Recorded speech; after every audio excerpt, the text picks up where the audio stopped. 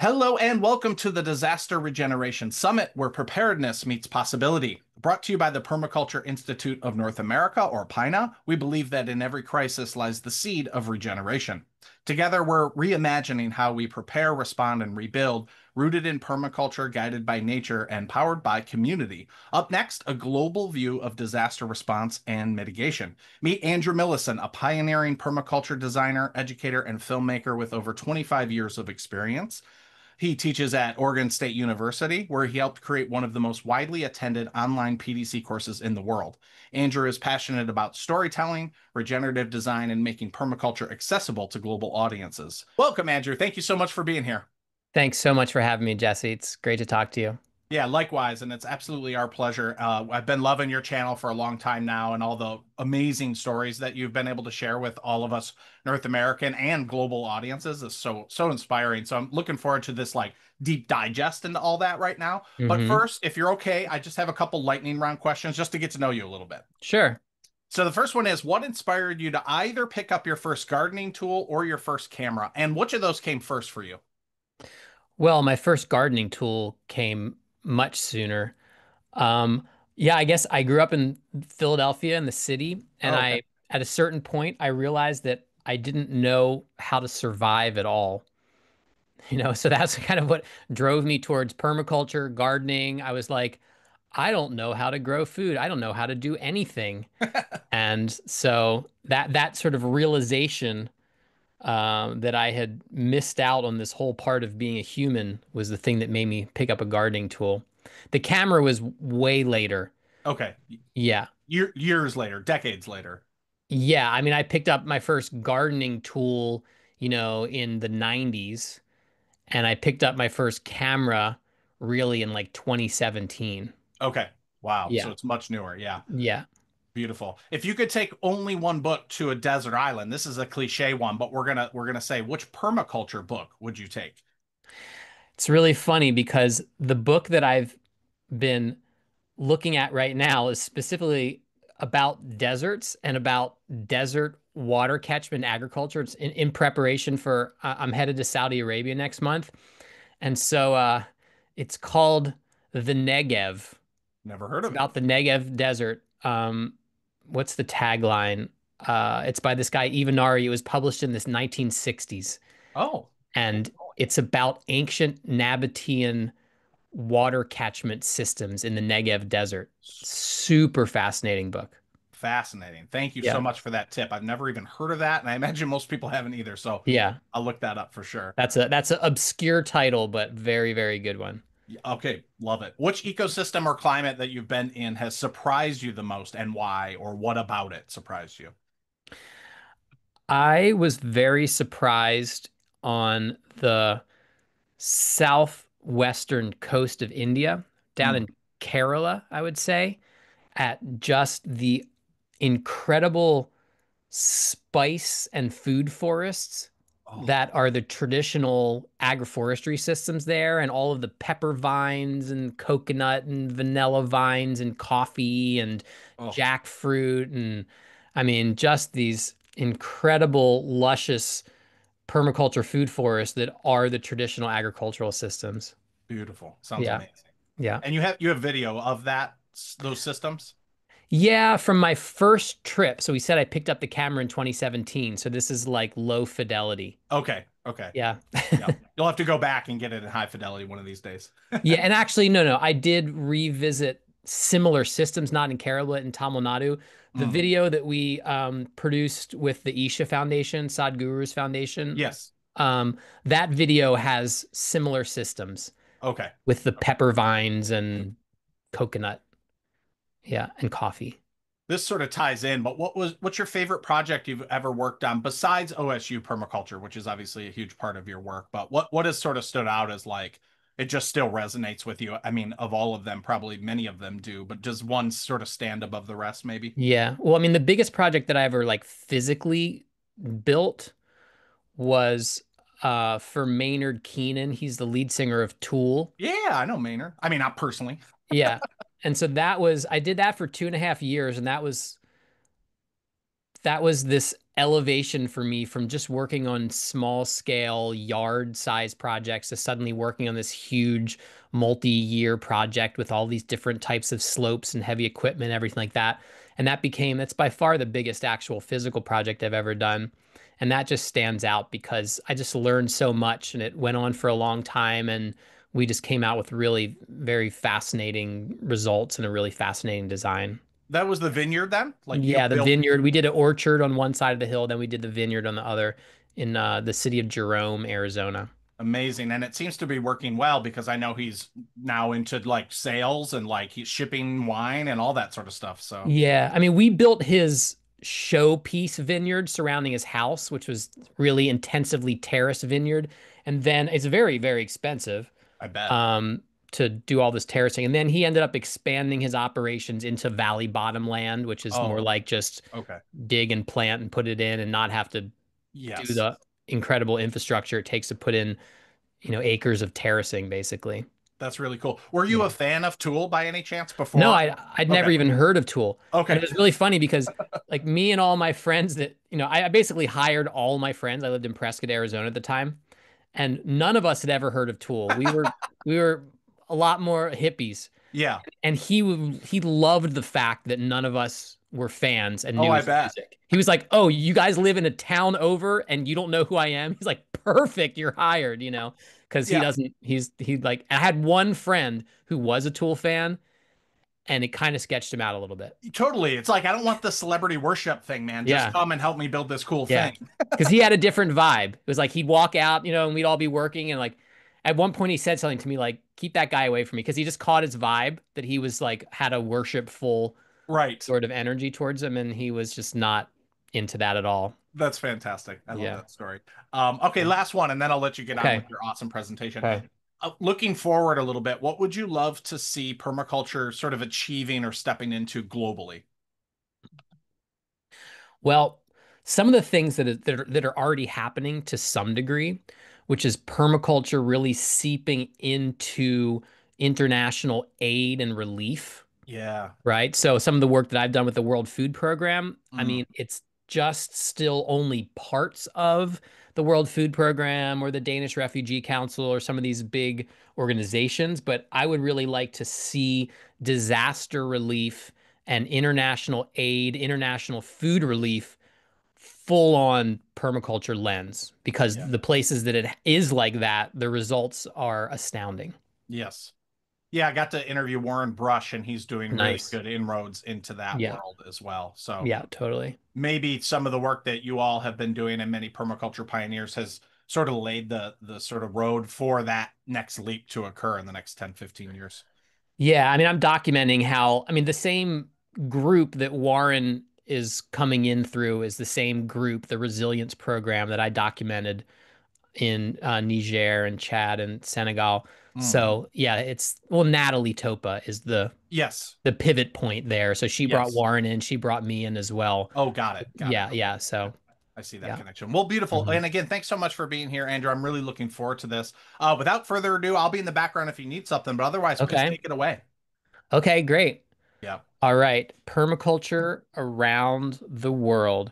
So this isn't really specifically focused on disaster relief, so to speak, but it is focused on creating the conditions where you have a resilient landscape and you don't necessarily need disaster relief.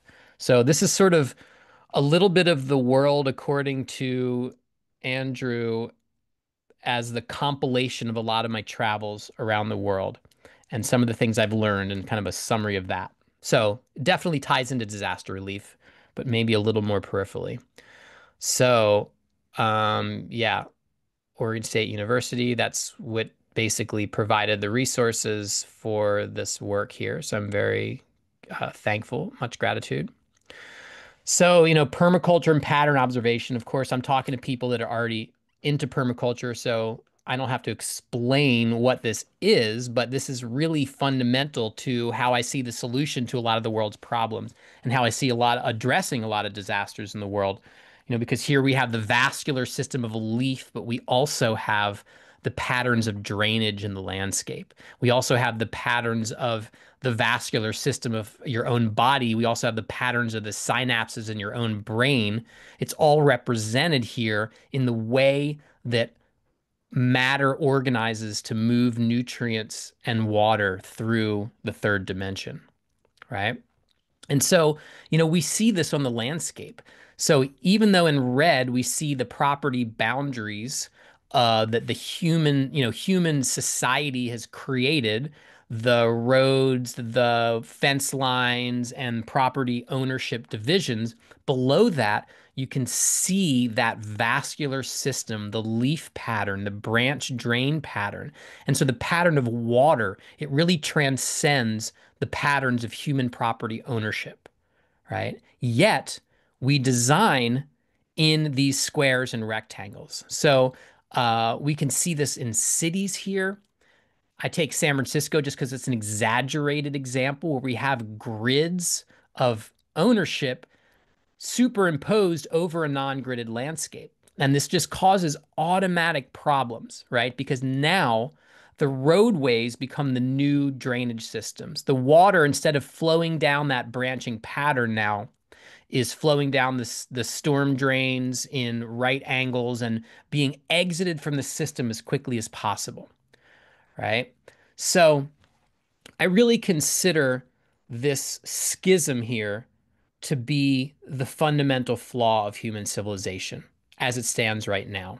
Because we can see, we have topography, we have geomorphology, we have this watershed pattern. And so when we're designing, we are often just working within this human boundary that oftentimes has really no logical correspondence to the watershed boundary, right? But the watershed perspective is really the one that we need to take in order to properly design sites and really to have a good disaster response. And actually, some of the projects that I'm going to show you really are disaster response projects. This is Canada because I put this talk together when I was talking up in Victoria. And one thing that's interesting to me, I didn't realize that there was such a huge part of Canada that's actually a watershed that flows into the Arctic Ocean. It's kind of interesting. But that's the watershed states of Canada right there. And it turns out that back in the day, back in the 1800s, we actually had a chance in the United States to have political boundaries correspond to watershed boundaries. So this is the map that John Wesley Powell made. Powell was sent by Ulysses S. Grant, who was the president at the time, to go survey the arid West and come up with suggestions for how the colonization of the U.S. West would occur. And so Powell came and was the first non-native to go down the Colorado River and see a lot of these areas, and came back and basically said, you would be fools to divide the arid West in an arbitrary grid pattern. You need to settle this area in a watershed pattern in order that you don't have constant conflict over water in perpetuity, right? So Powell came back and presented this map. By that point, by the time he got back, there was no telegraph, no email, no phones. It was really hard to get across. So it took years to get over, come back. By the time he came back, the Ulysses S. Grant was actually dead, and this idea was railroaded by the railroad companies. It was, I guess actually railroad is not the right word. It was shut down by the railroad companies who wanted to figure out a way to more easily break down the land into equal parts and commodify all of the natural resources so the colonization and monetization of the US West could occur, right? So Powell's idea, it's not only dividing into states, but that each county within the states would be a sub-watershed basin, right? So every political unit would also be a hydrologic unit. So your county decisions would also be the watershed decisions. Your state decisions would also be watershed decisions, right? And I think that we would live in a very different society today had Powell not been shut down by the railroad interests who wanted to commodify, to most effectively commodify the natural world, right? And of course, I have to like mention the horror of colonization, the genocide of indigenous people, as part of this process. I'm not saying this is a good thing, but I think that today we would be in a better state had the map looked more like this. There would be a lot of things that would be different about this country. And, here's the perfect example of the dysfunction of the state boundaries in the United States. I mean, the four corners, we always talk about the four corners and it's this like totally geometric shape. Look at the four corners overlaid over the Colorado River Basin. We've got 1, 2, 3, 4, 5, 6, 7 different states between the upper and lower Colorado Basin. And as many people know, when they actually divided the water between these states, they picked a time period where the volume was extra high in this river. So there's been dispute over this water between states ever since because they over allocated the amount of river water in this river. But of course, if the political boundaries were corresponding with the watershed boundaries, then our whole decision-making process would be so much more streamlined, right? And it's every country, okay? Here's India. These are these wonderful maps by this guy, Grasshopper. You can find maps for all over the world where he makes these watershed maps. I think if you just type in Grasshopper maps, watershed maps, you'll find them. Now, India is interesting because the state divisions are not watershed divisions, but the state divisions are actually language divisions. So in some cases, they do sort of match the watersheds. Um, but what I'm here to talk about is the Pani Foundation in Maharashtra. And this is really actually disaster mitigation. Not an immediate disaster like a event, as in a single event, like a single drought or a single storm or a single fire, but a long-term disaster of land degradation that happened in the state of Maharashtra. I'm going to go back a slide for a second and just show you where we are. So on the, I guess I can't really move my cursor in this mode, but on the western side of the continent, about in the center of the peninsula, is Maharashtra. And it's Mumbai is located in Maharashtra, its capital. So a lot of this land in Maharashtra is this interior land. Once you get interior, inside, away from the coasts, it gets much more arid, right? Because a lot of the rainfall is dumped on the coast and never makes it inland. So the villages in Maharashtra, in the arid part of Maharashtra, were really facing disaster. Their water tables were drying up, and they were planting with the monsoon rains, but they were only able to plant one crop per year with the rains. And if they had a monsoon that was a poor monsoon season, they literally couldn't grow crops that year. They have very poor harvest, and people would just have to leave during the dry season. They'd go to Mumbai, they'd live in the slums and work low-wage jobs and wait till the rains came where they could return to their villages. So it was an economic disaster. It was a social disaster for the villages, and agricultural disaster, and an ecological disaster because the land's degraded and people are just desperate for resources. So they keep taking and taking and taking, cutting down forests, cutting down trees, extracting resources.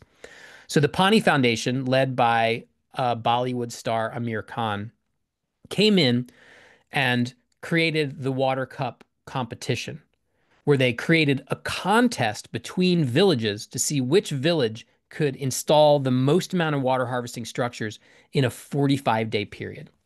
And so that is the basis of the Pani Foundation Water Cup competition. And this is what some of these villages look like.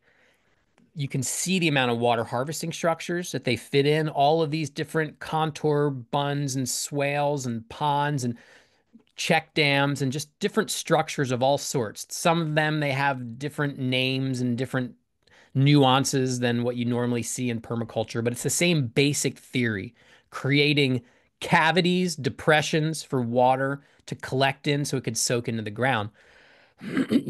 And in 4 years, they had about 8,000 villages join this competition. Just to give you a sense of scale, right? Each village, on average, has about 2,000 people in the village. So when we talk about 8,000 villages, we're talking about 16 million people involved in this project. And then the land area as well, I can't remember off the top of my head. Most of the villages are about, on average, about 1,000 hectares. So about 2,500 acres. So, times that by 8,000, and you get a really large area of land. And so in 45 days, all the villagers got together, they installed these structures, then they get one monsoon rain. All these structures get filled, the water soaks in, and they literally are restoring, replenishing their water table in one season. So if you want to talk about disaster mitigation, these people are going from basically a disaster situation to one of abundance in groundwater in just one rainy season.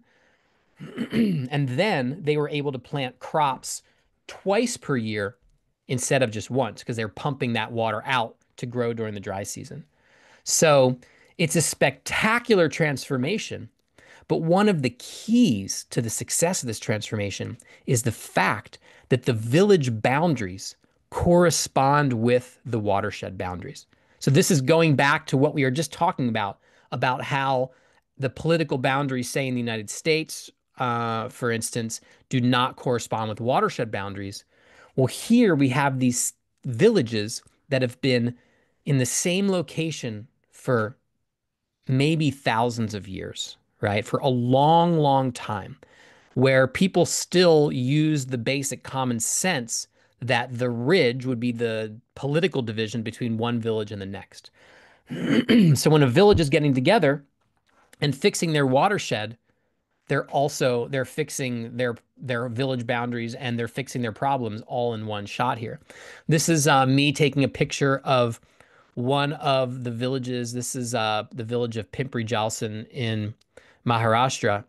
And you can see right in the middle of the village, they have a mural of their village boundary, and they have diagrams of all of the different watershed treatments that they did throughout this village, and the hydrologic map of the village. So everybody from the littlest kid to the oldest person understands the village as a watershed and understands exactly the methodology and the systems that they use to actually fix their watershed. I mean, talk about watershed education. Here, it's some sort of like niche or nuanced thing where people understand what the watershed is. And here you have a whole society where everybody gets it. And it's much more automatic because the watershed boundaries are the political boundaries. So here's another excellent example of that. Many people have probably heard of the Hawaiian Ahupua system. Probably by the time this is posted, I will have released my new video on the amazing Ahupua restoration project conducted by the sovereign indigenous nation of Hawaii on Oahu. And the Ahupua system is the traditional Hawaiian system from the top of the mountain all the way into the ocean, right? It's a watershed scale system where the all of the water that is used within that watershed is controlled by the village, and everybody has a responsibility to each other in this village to make sure that when they take water out of the system, they use it in their loey fields growing taro, they put it back in the system, that they maintain the quality, the volume, the integrity of the water for downstream users, right? So it's a system that implicitly people have a responsibility to their downstream neighbors and community members, family members. And so, it's sort of an idealized watershed-based agricultural permaculture system, really. There's a lot of details to it. The way that the land is managed at the different elevations. It's a really brilliant thing. And I can't, I'd have to have the whole presentation explaining that system. You can watch some of my videos. We did a nice documentary on that system as well. So, and that's the thumbnail for the documentary right there. That is Brandon Maka'awa. He's the vice president of the nation of Hawaii. And this is on the left-hand side, that is the watershed of their Ahupua'a. They only have a small piece of land at the base of the mountain. I think it's 45 acres, yet it's adjacent to BLM land that goes all the way up the mountain. So they're basically claiming that in their restoration projects. And they are making incredible progress. So we went back there and we did another video, and this is actually the first video I'm doing that's a fundraising video for this project. So we're doing a call to action in the video to help them, help charge them with some funds to actually be able to accelerate this process that they're doing right now and restore the terraces all the way to the base of the mountain, build new fish ponds. It's amazing to see this ancient system actually coming to life here on Oahu. And for anybody listening that's interested, that's on Oahu, they actually have, it's called PINA Day. The last Saturday of every month, they invite the public to come and help them rebuild the terraces. And when we were there, we filmed, there was about 250 people showed up to rebuild the terraces. So it's a really cool opportunity for people to actually get some hands-on and see this system in person. So the whole system is designed around responsibility, community, and ecology. And it is a model. So I'm presenting like watershed-based systems are the models that we should use to create resilient communities and also to address disasters. And I'll show you some more examples of that. So here we are, Lake Tenochtitlan, and talk about regional hydrologic design. So raise your hand to yourself if you know where Lake Tenochtitlan is. Jesse, do you know where Lake Tenochtitlan is? No, not off the top of my head. Okay. Lake Tenochtitlan is where we find modern Mexico City, right? So modern Mexico City started off as a big lake. It's like a big giant crater. And it's a long story. There was this whole prophecy about wherever they find the eagle with the snake in its mouth standing on a cactus, right? The native people there, that's where they were going to build their capital. And it evolved into the Aztec capital eventually. So this was on an island in a lake. So they started settling this island and they started reclaiming land by building these Chinampas and peninsulas and islands and floating gardens. And they eventually started expanding, made this really complex system of canals and different lakes. Some of these have saltier water, some fresher water, and created this intricate system that then when the Spaniards came, they basically sort of intentionally destroyed the system and superimposed the Spanish colonial grid over this giant lake, drained the lake, and we have modern Mexico City, which is a really not a great place to have a city of 22 million people because it's built on a lake bed. So things are sinking. If you get an earthquake there, like it's like building a city on a big bowl of jello when you get an earthquake there. So it didn't turn out to be a really great move. But these Chinampas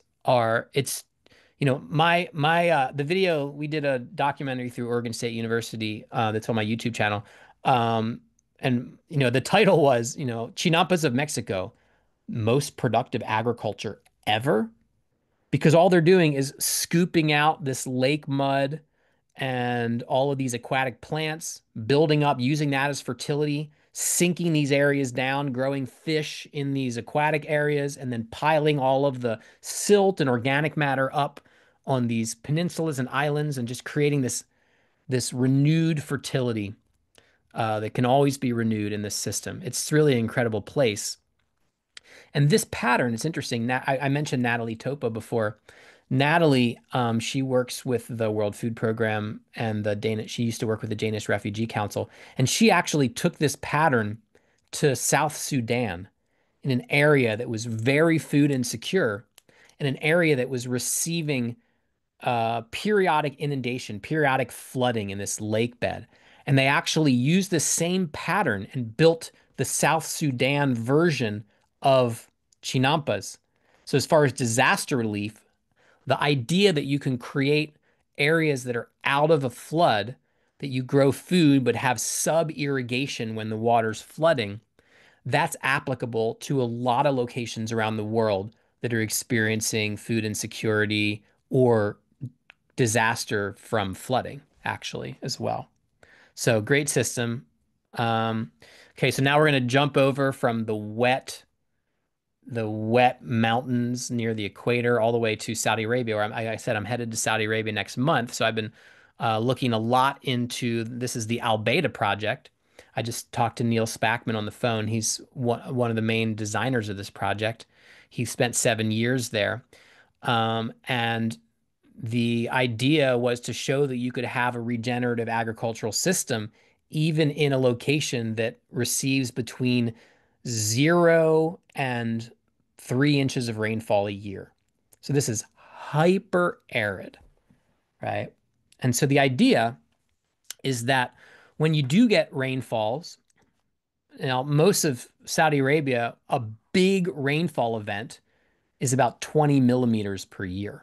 I mean, that's not per year, 20 millimeters in a rainfall event. So that's less than an inch. 25 millimeters is an inch. But imagine you get an inch of rain falling on a whole rocky mountain, rocky hillside that's devoid of vegetation, not much soil, just rock. You have these incredible runoff events that happen. A big pulse of water runs through and then it's gone. So the idea with a design like this is to slow and spread the water, spread it out laterally into tree-based systems so you can bank that water and hold that water in the new growth of perennial vegetation, basically, as well as annual ground covers, grasses, etc. So this is like a computer model of their design. You can see that there's this one drainage coming out of this rocky area. You can see these horizontal rock dams that are intercepting that flow of water. And then as we get lower down, we have on contour swales that are coming out of that drainage area. So the water hits those check dams and then is diverted out on contour. So it's like maximum surface area contact of the water and the soil. And it worked brilliantly. This is the lower berm that's kind of the bottommost embankment of the system. So you can see when they're getting these agroforestry systems established. They did irrigate with groundwater to get the systems established, but they never irrigated with more groundwater than was being recharged with the system. So they kept a water balance going. And they trialed all different plants from this similar type of extreme arid climate around the world. They found plants from Rajasthan, and they found plants from Namibia and from Australia and from the Sahara Desert and trialed them. And then the project kind of ran out of funding and they got it established, but then they basically shut the water off. And then it didn't rain for a year and a half. And the people there were like, please turn the water on, turn the water on. But it was a giant experiment to see what could actually live, what could survive. And there were 4 species that did survive with no irrigation for a year and a half after establishment. And so what that creates is it creates a template. You're like, oh, and some of those species actually have a useful product, a useful yield to them. One was a moringa, I think it was moringa oleifera that has a seed that they actually in the Middle East turn into a high value oil. Another one was a ziziphus variety, a jujube variety that produces a fruit. The other two I haven't written down. I can't remember them off the top of my head. So suddenly you've created a plant palette that can exist, that can grow and live only on rain runoff in a hyper-arid environment. So, I mean, talk about disaster relief. There's a lot of people that are stuck in extremely marginal environments. If you could actually provide a plant palette and a water harvesting system that can grow plants that could provide a food and economic yield, then you've just created stability for the people that are living there, right? If it can be done here, where can it be done? And then one thing that Neil talks about is the bigger vision, right? So this happened on the mountain range. It's on the west coast of Saudi Arabia there. And his idea is that if you, coming off of these mountains, if every one of these drainages, you create this type of system where you're getting a permanent tree crop established, and then you also do mangrove restoration along the coastline, you get enough trees on the west coast there to actually put out many different small nuclei that can form the nuclei for raindrops, that you're basically seeding the clouds with the different bacteria and fungi spores and pollen that are exuded from this diverse forest that you're able to get growing on this west coast, and that you basically seed the clouds, and then when you get this upwelling of moisture from the Red Sea that moves into the continent, you're actually increasing rainfall on this mountain range and increasing rainfall into the interior of the Arabian Peninsula. I think of this as like, it's like biologically based geoengineering, and there's there's some other really cool examples of different ideas that people have of how you could reforest some areas in order to bring rainfall into desert areas. But that's another presentation for another time. So in I would say the Western application, the application of this, of how do we apply this watershed-based design into areas in the United States, into Europe, where we have a grid-based system, we have ample rainfall. It's very difficult to actually have control of an entire watershed. Well, then we get into keyline design, where keyline design is just a really effective way when you're working within a box, when you're working within a property boundary that does not correspond with the watershed, to make the very most of the water flow on your site. Here's Ben Falk's homestead. This is or one of his properties. This is in Vermont right here. I did a video on this one. This is a good example of how you can see this applied in the eastern US. He's got these agroforestry rows that are set out on the key line, off contour positioning. He's got these big water catchment ponds throughout the landscape. So really nice example of keyline based, agroforestry based agriculture. This is Mark Shepard's place, New Forest Farm in Viola, Wisconsin. But basically water management is the bones of a permaculture system. And most people, because we're talking on the PINA Summit, most of you know that, but for a lot of people, this is kind of new news. Again, this is a keyline geometry-based layout that he's done, where the rows are sloping from the valleys out to the ridge forms. Yeah. However, this site here, this is it on Google Earth, you can see it's still confined within the grid. This is not encompassing some total watershed. It's still within the grid-based property ownership. So it's a good solution that is in the toolbox for people that are stuck in a grid-based property ownership for how you can make the most of your situation still. But imagine if our property boundaries were corresponding with watershed boundaries. Imagine just how much more effective this would be, right? Here's a nice one from Southern Oregon. This is Wolf Gulch Farm. And this is where Tommy Hazel Ward did this design. And this is a funny design because there's this is a valley here. This is a really marginal area in Southern Oregon. It gets like 12 inches of rainfall per year and been increasingly arid. But I really like this design because this used to be a clandestine airfield for drug smugglers. And so the main road that goes straight up this valley was actually an airstrip. And so they didn't change that. They utilized that, and the water just is harvested and goes right down into that lower catchment pond, which is lined with plastic because they hit a rock there that was draining the water. So they had to line it with plastic in order to have enough water for irrigation. But it's a really cool design that I've toured this place a number of times, and it's like The hedgerows you see are perfectly aligned, so they simultaneously block the hot winds that are coming up the valley during the day from the cropping areas, and then also divert the cold air drainage away from the cropping areas in the evening because you have these diurnal winds in these mountain areas. So it's a really, really clever design. A lot of good stuff from Tom Ward. And then, Mexico. This is oh shoot, what's this place called? This is this really I'm sorry, name slipped my mind. I'm sure that some of you watching remember the name of this farm. This is like this really great Keyline example in Mexico. I like this particular image because the road, it just is a really good example of how the road that kind of goes from around the ridge into the drainage. The road is a really great example of how that road is actually sloping from the valley form out to the ridge form. So the road and all of these different cropping rows are all drifting water from the valley part of the landscape out to the ridge part of the landscape, making more hydration on the ridge, more even infiltration of water throughout the whole system. Okay, so now we're going to jump over to Africa.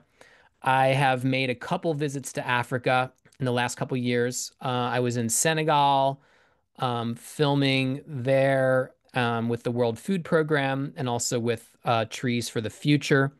And then I was in Niger and Chad. So this is a little geography quiz for you because I can't seem to point while I'm in presenter mode here. So first off, do you know where Senegal is? Jesse, do you know where Senegal is? Theoretically. Do you know where it is on the map here? No, I don't. Okay. Senegal is the westernmost country, and Dakar is the westernmost point in the entire map, right? Okay. That's where Senegal is, and it's there between the Sahara and the savannah is the Sahel. It's kind of like that mid zone. Okay, and then I also visited Niger. Do you know where Niger is, Jesse? No. I mean, I Okay. kind of do. It's like that, Yeah, like yeah. sort of. Yeah, yeah. So Niger, let's see. Right where if you go along the coast of West Africa and you're on that part where it's like south of West Africa, and then it kind of takes this little turn and it heads, it's going from east to west, and then it takes this turn south. Yep. And I have a polygon drawn there in white. Yep. That's the Niger River Delta, but that's Nigeria.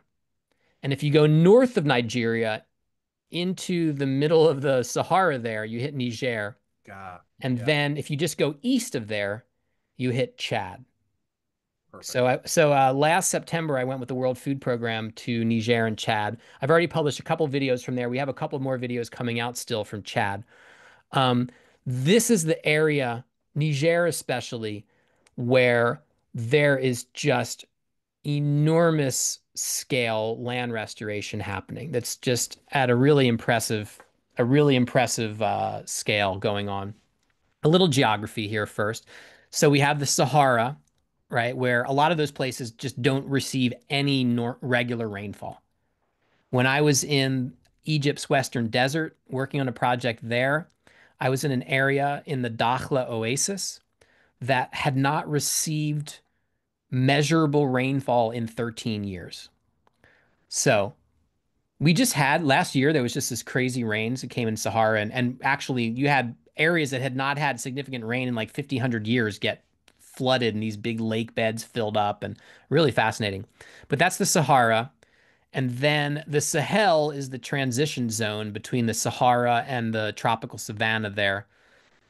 And then if you keep going south, you hit the rainforest. So the Great Green Wall, that's the projects we were visiting there. The the vision is to actually create a sort of mosaic network of tree-based systems across a whole continent to hold back the Sahara. The Sahara has expanded by 10% in the last 100 years. So the Sahara itself is about the size of the continental US. 10% is the size of Texas. If you've driven across Texas, you'll know that it takes like 2 days to drive across Texas. So we're talking about a really, really large area that became desertified in the last 100 years. So the World Food Program is basically one of the main tools in their toolbox are these half moon water harvesting structures. This is from Senegal here. Um, and this is land that had not been farmed, had not been considered productive for 40 years. This land had been barren for 40 years. They put in these half moon water harvesting structures. They planted some grass seed and boom, they got some rain. The water stuck around, grasses grew. They had instant food for animals, for livestock. And then they also did sorghum in some of these half moons, instant grains for humans. Now, modular design, there's something really resilient about modular design because if you have a small error, a small failure, you have a small mistake, you have a small failure. You have a small failure in one of these structures, it's not such a big thing, right? So there's something in and also I get a question, especially from permaculture people. Um, Permaculture people are like, okay, why didn't they use on contour swales? Right? And there's some reasons that are really good ones. The modular design is one thing. An on contour swale, if you have one failure in your swale system, then you could drain your entire system. Let's say you have some burrowing animals, some gophers that pop some holes in that swale system. Let's say you have an animal track that develops because that's where goats go. You could basically you could compromise your entire water holding elevation by one failure in a long swale system, where here, one failure only compromises one of these modular units. So there's definitely a resilience in modular design. Okay, and then when we're working on the grid, you might think of your own yard or the own property as one module, right? This is my house that I'm sitting in right now in Corvallis, Oregon, and it's a 1/3 of an acre module. And every one of my neighbors that puts in more food systems, more water collection systems, ends up creating another piece within that modular design, right? So, but anyway, half moon water harvesting treatment. There's a lot of different kinds of half moons. These are the most simple kinds. And you can see that they are responding to the slope, right? They're basically set out so they're perpendicular to the flow of water.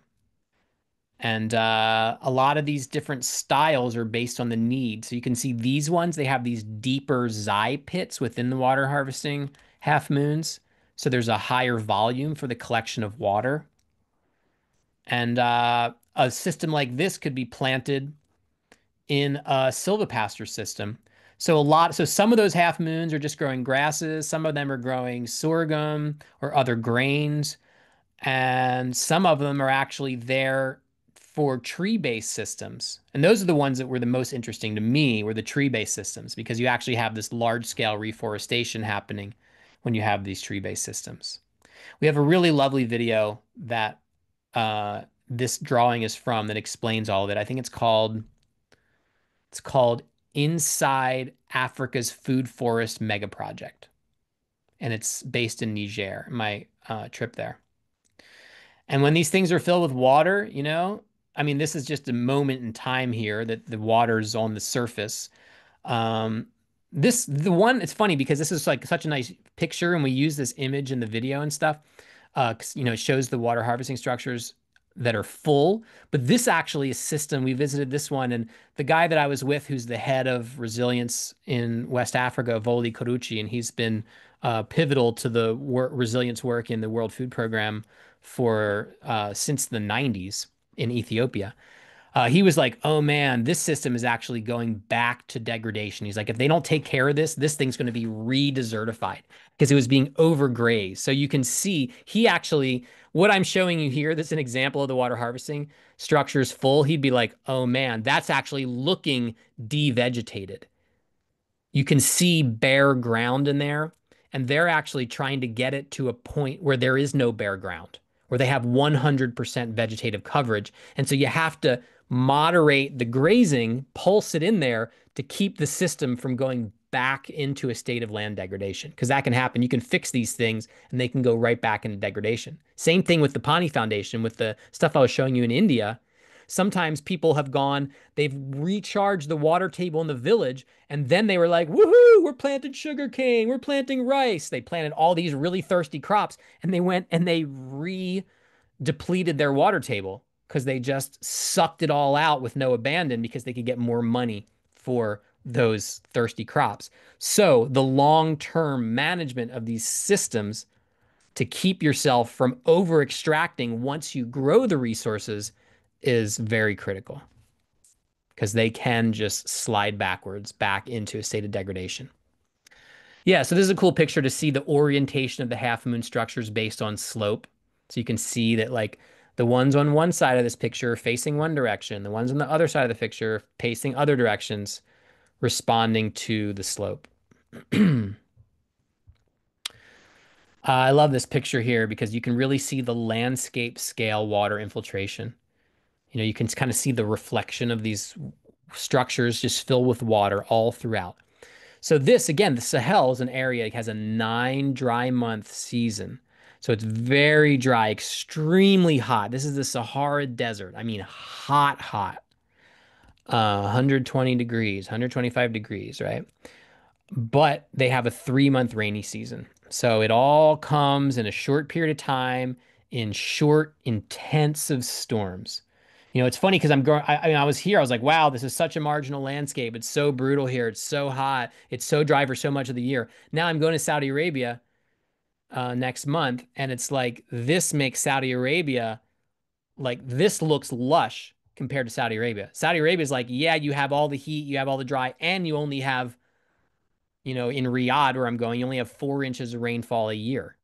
So 4 inches, where this might be 12 inches, this might be 20 inches of rainfall a year. It just all comes in like a really short period of time, really intense. So you need this totally distributed water harvesting if you want to be able to catch that water and soak it in the ground. And this is what it looks like once you get it established. The trees, you have diverse forests, mixed species, multi-stories. There's grasses growing underneath. People are cutting the wood for firewood. There's all kinds of wild plants. They plant them and then they just show up. The birds bring in more plants. Monkeys show up. You have these degraded ecosystems. You do this and suddenly monkeys are back. All these animals are back. Birds are back. They're running their goats, their camels, their cattle through here. They're harvesting wood. They're harvesting medicines. They're harvesting traditional food plants. And then they're growing crops in, you know, little patches on the margins and such. And the temperature effects are actually, it's not just the temperature lowers within these forested areas. The temperatures actually lower adjacent to these areas too, right? The water table is not just restored within this forested area. The water table is restored in the vicinity of, downstream and even upstream of these areas. The water table is restored. So what the World Food Program says is they're like, okay, when we restore 1 unit of land, 1 hectare of land, because of the wind protection, because of the temperature effects, and because of the water downstream effects, it's like we are restoring three hectares, right? So for every 1,000 hectares of land they restore, they have the effects on 3,000 hectares of land. That's some really cool stuff as a permaculture person to recognize, is really you're doing something within your property boundary, but the effects are much greater. Even in like my little postage stamp 1/3 of an acre permaculture yard, the amount of birds and insects, pollinators that come through here, you know, things that come through, it's like there is an effect on the matrix of life. Even at a small scale, you have an effect that goes beyond your property boundaries. So, so the recovery of degraded landscapes really equals an alleviation of hunger and poverty. And this is where we get into disaster mitigation, right? Because hunger and poverty are their own disasters, and then they facilitate more disasters. They facilitate mass migration when people just have to leave, right? I was talking about India, the people just go to live in the slums in Mumbai when their water dries up. Okay, then you have more pressure on the slums in Mumbai. Then you have more garbage. You have more water needed. You have, you know, it's just like everything gets thrown out of proportion when people have to migrate. And so alleviation of hunger and poverty and creating a land base where people are makes it where people are much less likely to leave. They're not leaving out of desperation. This particular picture right here is actually where they've taken the half moons and then they have integrated in syntropic agriculture into the mix right here. So they actually had some Brazilian guys. This guy Namaste, who I keep chasing this guy around the world. I'd love to meet him someday. He also did projects where I was in Mexico City, bringing these strategies developed by Ernst Goetsch in Brazil to these different places in the world. So this is a way that they're actually like, this is like when we think of permaculture and we think of integrating ancient techniques. The half moon structure is an ancient technique from the Sahel in with more contemporary ecological agroforestry type techniques. So here it is integrated in with syntropic agriculture. That's like permaculture mindset right there. So there's a lot that permacultures have to offer to these situations. A lot of times you go to these, people just never thought of that. They're like, oh, syntropic agriculture. I mean, we could bring that here too. We could integrate that with our ancient systems. Oh, we could bring, these different, permaculture-based keyline stuff in. I mean, there's a big world out there for our work. So here are my takeaway messages. The fundamental flaw of civilization is where we superimposed a grid of land management over the watershed pattern. Okay. There are huge advantages to working within an intact watershed basin, like we saw in India. There are strategies to working within fragmented watersheds, like Keyline design. Massive scale projects use small modular units to avoid large scale failures and have flexibility within the watershed. Because those half moon projects are not encompassing total watersheds. They also are patchworks within the watershed, but they're treating the total land surface. So it seems to work. Yeah, a lot of this stuff you could find more information on my YouTube channel. I've got tons of videos. A lot of the stuff I talked about, you could get way more in depth if you're interested. And that, my friends, is my presentation. Andrew, thank you so much. That was inspiring as I knew it would be, and a great like world tour of all these amazing projects that get us all excited. What I'm thinking is, what are your thoughts on, I mean, you'd covered it a little bit, but like since most of us are in the PINA world are going to be, of course, North American, like how do you take some of this inspiration, do you think, for folks who may live in fire-prone areas, flooding-prone areas, hurricane areas? And like, what might you say by way of like how folks could integrate this information into towns, into villages that they already live in, both ahead of time, but also in response to whatever should come? Yeah. Well, cooperation between neighbors is a huge thing. Again, we just did a video about this farm in Oregon that like the two different neighbors both did watershed treatments. Nice. And so they were able to lock in these pieces together.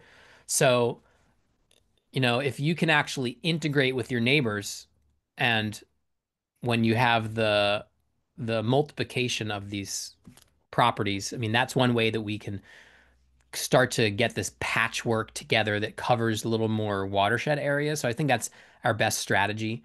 As far as like in the midst of disaster, I mean, a lot of this is really useful. Well, first off, disaster prevention, but rebuilding. Yes. Well, analysis and rebuilding. The analysis part is really important because this is how you find out if you are in a potentially dangerous location. A lot of people were really blindsided by the floods in Asheville, North Carolina, in that Yes. area, you know, because it's so far inland, but all the development is down there in the bottom of the valleys with these large mountainous areas. Yeah. So anytime you're anywhere that could potentially have some sort of, crazy climate-filled superstorm, inundation, Yeah. anytime your settlement is in a narrow valley bottom surrounded by hills, there's a vulnerability there to flash floods when we get like unprecedented types of rain events. So just doing an analysis, doing your macro analysis of where you're located might tell you like if there was an extreme rain event, how am I situated? And Yeah. it's hard to be like, I'm not going to put myself in the 10,000 year floodplain because, what's your metric? Yeah. Yeah, exactly. You got to live somewhere. You got to live somewhere. Now, I mean, it's interesting, the whole horror that just happened in Texas with the flooding there, Yeah. the Girl Scout camp. I mean, it just is heartbreaking. Yep. Um, a lot of I've been looking at some of the main news channels, CNN and such, of people giving some analysis. And there's like the headline of CNN, I think it was today, talking about this was like talking about elevation. They're like, it's all about elevation. Turns out it's all about elevation. I'm like, Mm, yeah, it turns out it is all about elevation as far as mm, flooding. It's like, yeah. where are you in relation to that floodplain, and what could the unimaginable storm actually look like where you live? Yep. You know, Yep. as far as wildfires, um, treatment of the watershed, forest management, understanding the movement of fire. Again, your site analysis, Mm, understanding what's the likely direction of fire. Although where I live, my whole perception on fire was turned upside down in 2020 when we had these fires in Oregon that were just, I mean, it was absolutely horrific. And it was this east to west wind. So all of the fire travels up, fire travels with the prevailing wind. Suddenly, fire was traveling down against the right. direction of the prevailing wind, like a Yeah. blowtorch going through these canyons coming down from the Cascades. And these towns, again, these towns that were in these narrow valleys with these canyons coming down, the Yeah. opposite of you'd think of flood impact coming down. Instead, it was like a Mm, blowtorch of fire coming down those with this incredible winds that we had coming the from the continent out towards the coast. So I was right. like, okay, we have two different analyses. We've got Yeah. your regular fire winds, which Right. typically travel up with the typical prevailing winds, where here you think coming from the south, coming from the west, right? And Right. then you have your extreme fire winds, which was this whole other scenario that was hard to fully imagine until it happened. Yeah. Yeah. Yeah. And you sound like you're crazy when you're yelling about some extreme scenario that could Yes. happen, but then look what's happening, right? Yeah. Yeah. Yeah. Exactly. In a lot of ways, there's no way to fully prepare for these things. It's more about, like you say, analysis and then also good response and good redesign. And obviously, that's where I think permaculture really shines is like we can do regenerative design in all these different landscapes. We kind of know how to do it. Now, can we do it as a whole town or a whole village or a whole watershed? Maybe not because there's intervening forces and whatnot, but it certainly is possible. And I'm really taken by the idea. And I wonder if you think this has any translative power in the North American continent, like the water cup competition aspect of it. I know sometimes we like say, oh, we don't want competition, but competition can really elevate people to respond. So I do you think that there's anything that could be learned from that or like mimicked from that sort of mode and sort of applied? Maybe PINA could do something like that, or what do you think about that? Yeah, well, I mean, it was actually I was actually the one that had the idea of the design contest Oh, no initially. The kidding. Pine, yeah, yeah. Oh, nice. That was my contribution as a board member. The Well, last was the design. well, So I think like contests are great. and bless you for Love, that because we keep doing. I consider that one of our anchor offerings, so we yeah. keep doing those. You know. Hmm. But the problem that we face here is the lack of social cohesion compared with you Yeah. take an Indian village. I mean, first off, there's a lot of homogeneity, Hmm. homogeneousness, homogeneity in these villages. Yes. There's a governing structure. Right. It's like, there's a legacy of tradition and long standing family relationships. And then also in India, for instance, there's just a recent historical event, right? Gandhi, Mm. that like everybody got together and marched to the sea and made salt and everybody started spinning it. I mean, they threw off the British, Yeah. as a collective. So there's a collective mindset Yes. that's in recent memory where in the US we Mhm. have almost the opposite of that, which is Yeah. like me and mine, my castle, my property, so there's a lot of psychological hurdles here Yep. to actually doing that. So, but water cup competition, I mean, yeah, if there's prizes, and the other thing about the Pani Foundation, that like there's huge cash prizes to these villages. Like the villages that win get a Mm. lot of money to Well, like, Americans are highly motivated by that. yeah. So I mean, maybe that, so if the prize has a lot of money behind it, Right. or then, personal gain, Yeah. all around the world, people are motivated by personal gain. And I've seen like there's a certain segment of the population that like will do something because it's the right thing to do. Right. It's always a rather small percent of the population. But the projects that I've really seen that are working involve a lot of gain, that the Mm. people that are participating stand to gain a lot by the restoration of the watershed, by Wow. the planting of forests, all that stuff.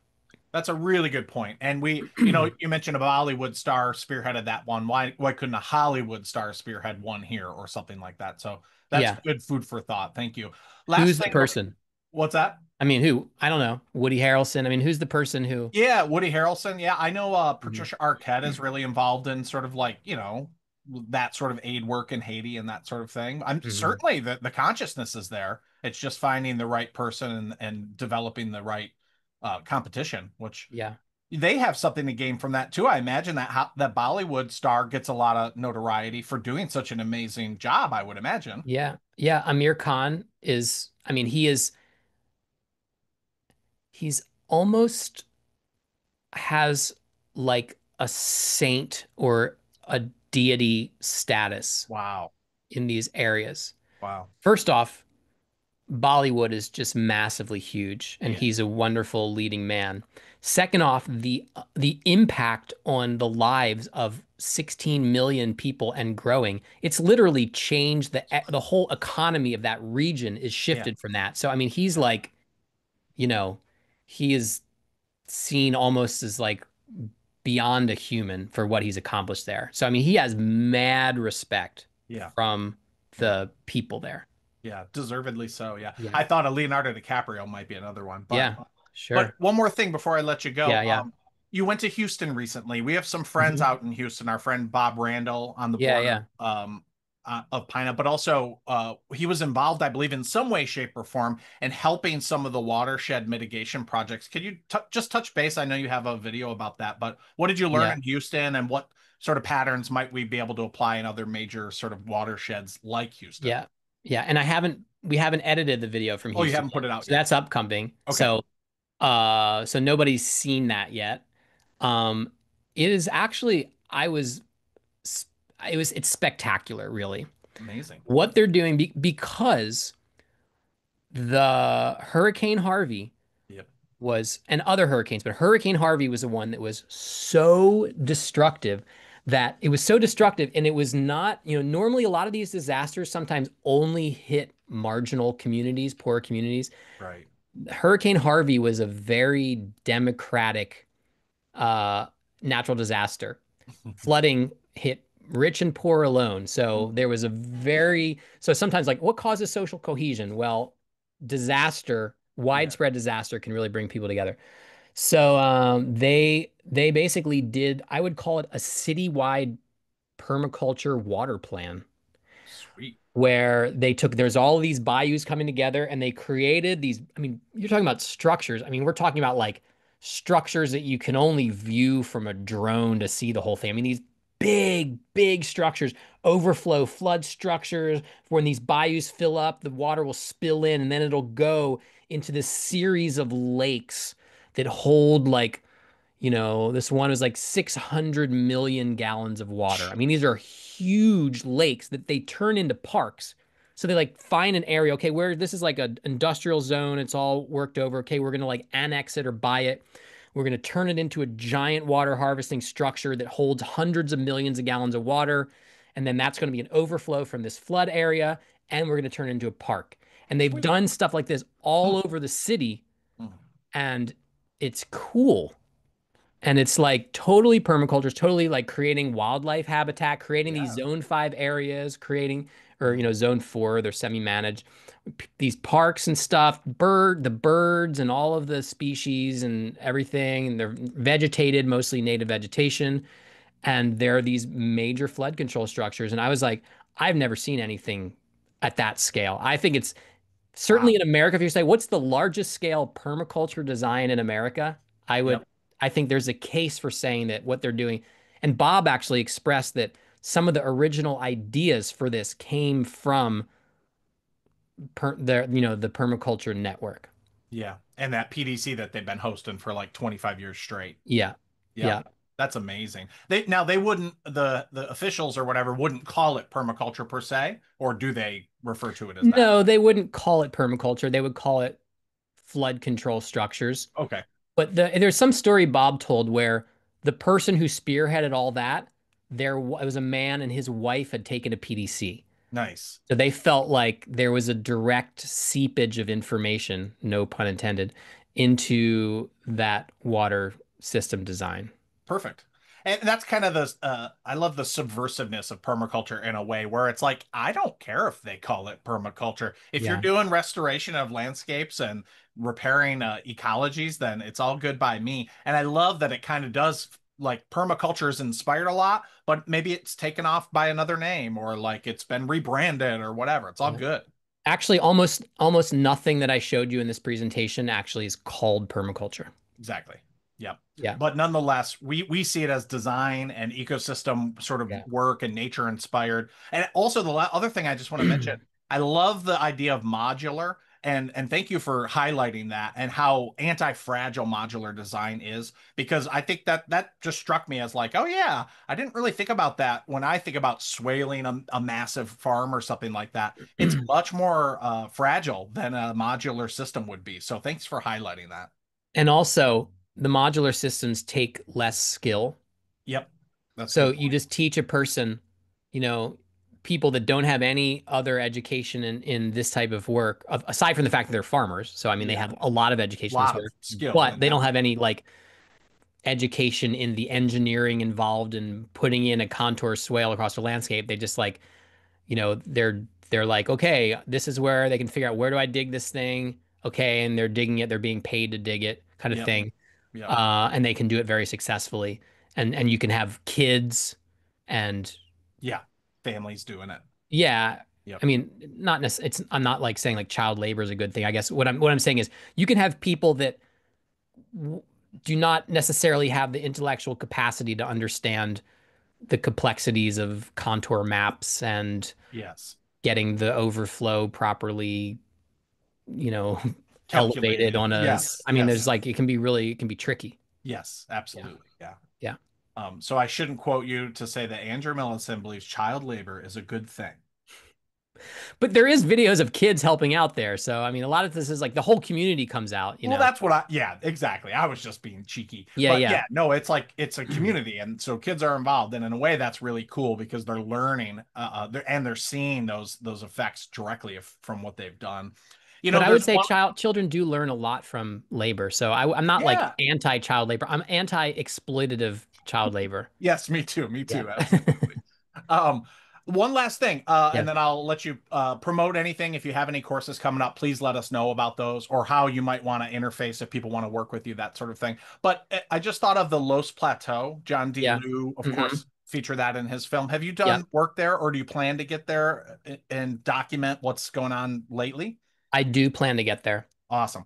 Natalie, a lot of John's work was associated with the World Food Program. So Oh, okay. Natalie and I have been in conversation. It's on the list. Totally. It's got to Yeah. be. So maybe like within the next right now I have to work around the fact that my son has one more year of high school and Right. I'm trying to like not pull him out, and I like to bring my family with me and stuff.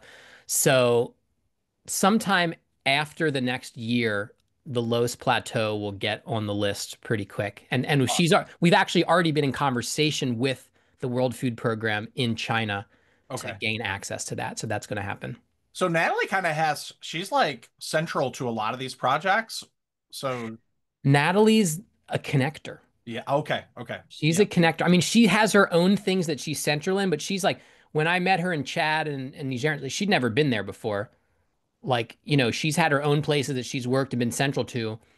But she is just the glue. She's the Yes. connection point between a lot of people and locations and where she makes things happen. Yes, she sounds like it. And that's Yeah. amazing. And God bless her Yeah. for doing that. That's Yeah. awesome. Well, Yeah. Andrew, thank you so much. This was very inspiring, a great addition to the Oh, wait, did summit. you want me to give my plugs? Yes, yes, yes. Okay. I was just gonna say, Okay. please, please, Okay. what should people be aware of coming up next? If Yeah. people are like, I need to work with Andrew, or Yeah. do you do private clients, that sort of thing? So let us know how to contact Yeah. I have not really been doing private clients you. Okay. For a while, only very little bit here and there. But I just the doing the documentation stuff and the travel is taking up so much of Yes. my time that I have not been doing private clients. And we do have the Oregon State University permaculture design class, permaculture design pro, the food forest class, the permaculture water management course, the climate advanced design tools for climate resilience. So we have a whole slew of classes, most of them online. So that's kind of like the biggest level that you could get involved at. I'm starting like I have my YouTube channel that's just free education, Yes. right? Yeah. There's a lot of stuff there. I'm actually starting a Patreon that I'm just going to give like more like kind of insider information of like what I'm actually doing and some of the behind the scenes stuff. That's going to be coming up probably by the time this airs. I'm not sure how long it'll take you to edit it or whatever, but it'll be up. And then I've started another thing. I'm starting a lot of things called the Earth Repair Fund. Oh. And the Earth Repair Fund is where we make our YouTube videos, but we put a call to action in to raise money for the projects. Awesome. And so the first one that we're going to release probably within a week from now, so it'll probably be out by the time this comes out, is with the indigenous group from Hawaii, Yep. Restoring the Ahupua. And we've received private donations because I can't make a fundraising videos through OSU Mm. because I can't use state funds to Right. raise money for outside organizations. So we've started to raise funds from outside people to make videos. And then the second video, so I have enough money right now to do the Ahupua video, and then I'm going to Sumatra, Indonesia, and we're going to do a video about a permaculture-based solution to loss of orangutan habitat and the palm oil plantations.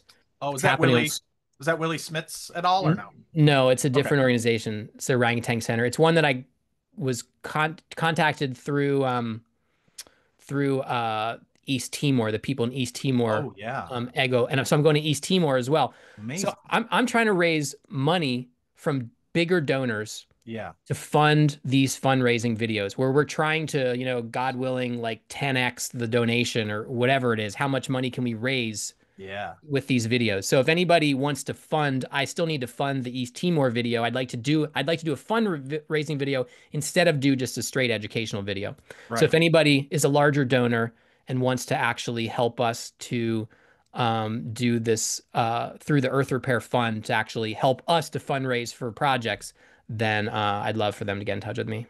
Beautiful. That's a Yeah. great offering and a really good use, I think, of your growing YouTube channel, which everybody should subscribe to if they haven't. Check it out, guys. It's amazing and it's free. And Andrew, everywhere and every time I'm talking to permaculture people, I trip across somebody who's taken the OSU permaculture course. So good work with that. Thank you for Thank you. making that. Like I know there was some like consternation around like, oh, but we always do it live, the 72-hour. I think the reach that you can get with the online PDC far exceeds any sort of like thing that is being lost, I guess, in the individual one. Do you want to say anything about that, or what are your thoughts on Yeah, I'll say that you can teach the permaculture design system as an intellectual system online. for sure? You're not getting hands-on experience online. It's not a substitute for hands-on experience, but No. but you can give the mental download of like what the system is. And we really, we have this, we're actually in the middle of revising our whole thing. By fall, we're going to have a whole new version. We're kind of constantly Cool. updating things. We have a whole template where people are led through the design process, basically. So it's like if you want to design your own property, we like walk you through this, the lengthy and detailed process of designing your own property that it takes to really do a good permaculture design.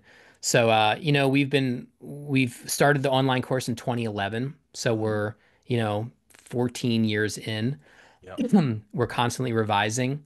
And, I actually encourage people to take our course. And if you have the opportunity, take a hands-on course in your Oh, bioregion. I agree I mean, 100%. that's the best. Yeah, that's the best combination. I've talked to a lot of people who are like, "Oh, I took your course and I took a course where I was like learning about how to do stuff in my place, Yep. hands-on." And, you know, there's no reason why you shouldn't take many courses. That's it. Take as many as you can. That you always learn something new. And like you said, it's a curriculum. So of course you can deliver a great curriculum online. There's no Yeah. reason you can't. And you've done a One great job. one thing I Yep. forgot to say is it's our new website is earthrepair.fund. Oh, okay. Fun. Earthrepair.fund. That's great. Thank you very much. And hopefully people go out and support that if you can. And if you're of means, it would be a very worthy cause. And watch the Hawaii video and directly support the Ahupua restoration project. Perfect. Yeah, we look forward to that, Andrew. Hey, one more thing just popped into my brain. Do you know Okay. offhand how many students have went through your PDC online? Um, I did at one point. We've recently it's been like in the neighborhood of 600 to 700 per year. Okay. Um, I think we're in the thousands. Oh, for sure. Yeah, we're in the thousands, but it hasn't been like that high for a while. Let me see. At one point I knew, but I forgot now. I'm gonna say probably like in the, five, six Five to thousand, six. maybe something like that. I could be wrong. I could be off. I'd have to look. And then how many people take the class? Not everybody completes the class, Well, that's true. That's you true. know. But I just So wanted to like give you a moment of like, feeling your ego a little bit. Like that's so cool. Not in a egoic way, but in like a pride way. Like that's 5, 6 thousand people that all of a sudden go out in the world and probably many of them do enact permaculture on their land. And like yeah. that's a direct result of the work you've done. So thank you for that work. I'll tell you one more, just I'm not trying to brag or anything like that, but my YouTube channel, we're just about at 90 million views. Whoa. Yeah. Million. 90 million views and about close to 600 years of watch time. That's outrageous. Wow. So that when I think about that, I think about like a pulse of information. Yeah. Like there's a pulse that like it's like my like can we like move the needle, Right. We move the Right. needle. So 90 million views, maybe we've like moved the needle a little bit where like I think so. land-based solutions to our problems are more out there than they were before. A God hundred willing. percent. Yeah. Great work, Andrew. Thanks Thank so you. much. I appreciate your time and I appreciate Thank this you. presentation. It was great. I hope to connect with you again in the future. Safe travels. Thanks, everybody. Thanks, Jesse. Thank you all. Take Bye bye. care.